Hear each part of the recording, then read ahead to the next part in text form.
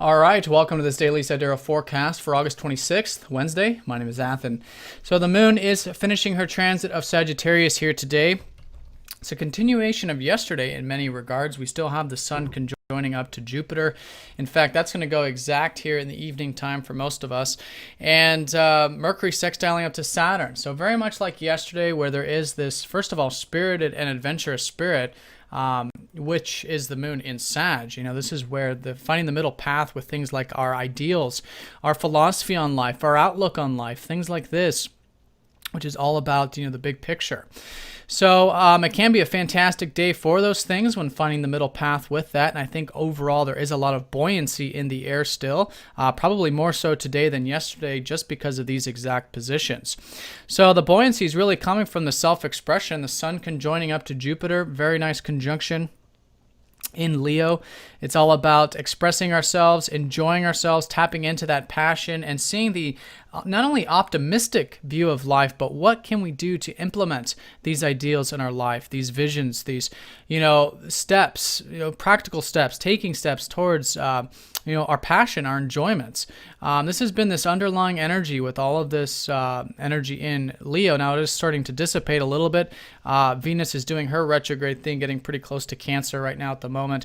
Mercury is well in Virgo where he's exalted.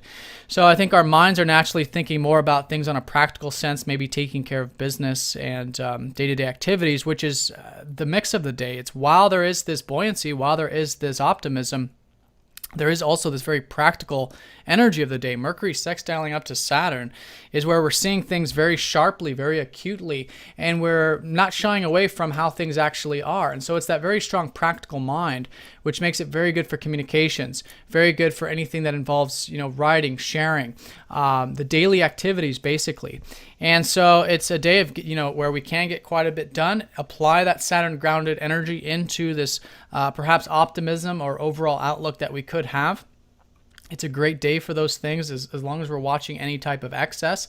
Like I was saying in the yesterday video, I do usually say that when there's a conjunction with Jupiter or some sort of hard aspect because it is important to stay disciplined with that. But it looks like a pretty nice day. And I think anything, especially in regards to that spirituality, philosophy, adventurous spirit, travel, overseas matters, connecting to nature, or the day-to-day stuff. Again, the work, the routine can flow quite smoothly.